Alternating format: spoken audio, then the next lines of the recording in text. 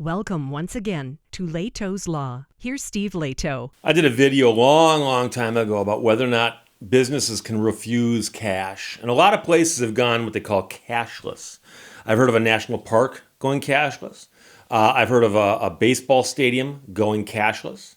I've actually been buying something at a baseball stadium and have them tell, we don't take cash. We don't take cash. And they've got different reasons for why they do what they do. But the question always is does everyone have to accept cash, or are there laws on this?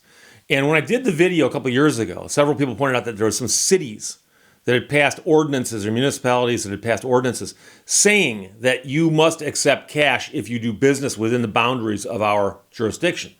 And so Brad sent me notes and Steve, check this out. Detroit is going that route. Detroit City Council requires Detroit businesses to accept cash payments or face fines. The question, of course, now is Comerica Park is in Detroit, and they were one of the places that had gone cashless.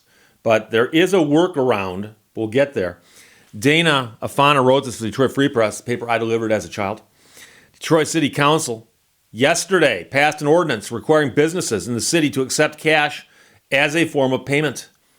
Council members approved the cashless ban in a 9-0 vote that requires businesses to take cash or offer devices such as kiosks that transfer cash into cards at no fee, and requiring no more than $5 as a minimum deposit.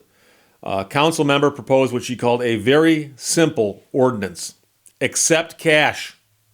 Cashless business ordinance will help over 100,000 Detroit residents who are unbanked to have equal access to goods and services in every part of the city, she said.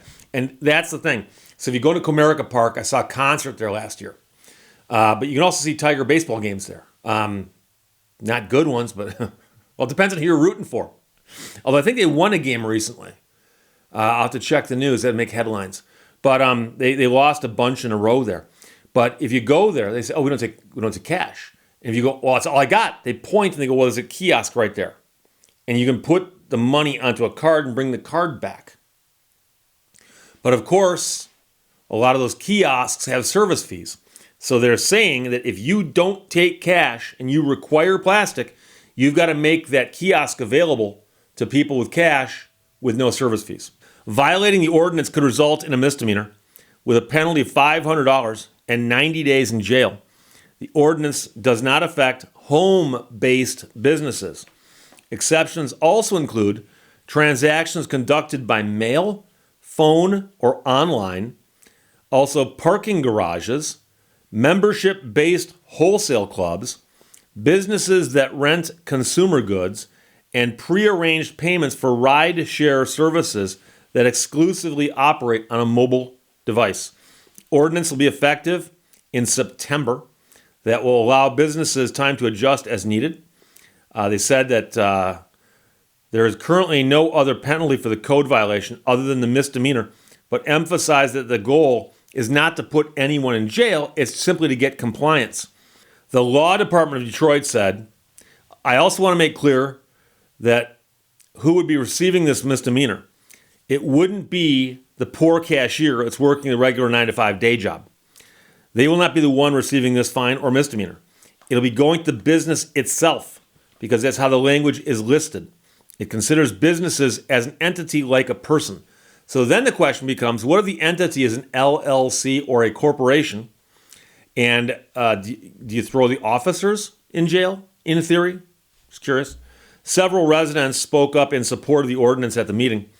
I support the opportunity to be able to use cash in downtown Detroit versus a credit card, because when you use a credit card, you're already paying fees and taxes, and then the merchandise that you're purchasing in these venues are taxed with taxes and fees, said a woman speaking.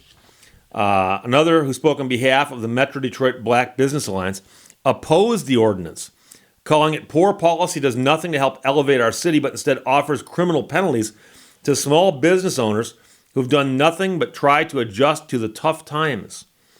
They've been dealt with in the form of a pandemic and now a slow economy.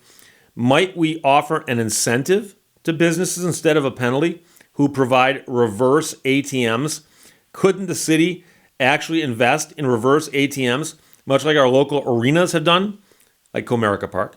Could we work with the plethora of local banks here on ways to offer products to ensure all Detroiters are actually banked? Well, yeah, but it's hard to pass a law forcing banks to do something because, as you may guess, banks are federally regulated. And so the city of Detroit starts passing laws telling the banks what to do. The feds will step in relatively quickly and say, guys, you can't do that. However, the reverse ATM is interesting. I've never heard that phrase before. I've seen the machines, and I remember being at Comerica Park trying to buy my $29 pretzel and having them say, oh, we don't take cash. And I was thinking, well, the cost of that pretzel, I can kind of see why. But there was a machine, and the woman said, you can go over there. And I said, no, that's okay. And I pulled out a card, and I used a card. And so the strange thing to me, I've always thought about, is some place that does huge quantities of business is the transaction fees on the cards. I would prefer cash. And in fact, I do book signings. And I go places, I give talks, and I sign books. And then afterwards, I sit down and I sign books and I sell them. To people who don't have books, I'll sell you one. Of course I will. Why wouldn't I? Printed them up myself last night in my basement. No, so I've got books. And so people come up and how much the book, I tell them. And I've had people walk with a checkbook and with a credit card. And they go, do you take credit cards? Like, of course I do. Of course I do. I'm full service over here. But the point is that when I swipe a credit card, it's true. It's actually easier because I swipe the credit card and the money just gets deposited into my bank shortly thereafter with the slice taken out for the processing fee. And I do lose that slice. And so if you hand me cash, that's cash. And so I do make a tiny little bit more money if you hand me cash. As a convenience to somebody buying my book, I'll let them swipe. And it is more convenient for me because I've actually been at a book signing before. And I walked out of the place with a wad of cash like that. And I'm thinking to myself, hopefully nobody saw me sticking this big wad of cash in my pocket who might think that they want to take it from me. But never happened. And I do think that sometimes I can see the advantages of the plastic, but I would, never refuse the plastic nor require it. It's a personal thing.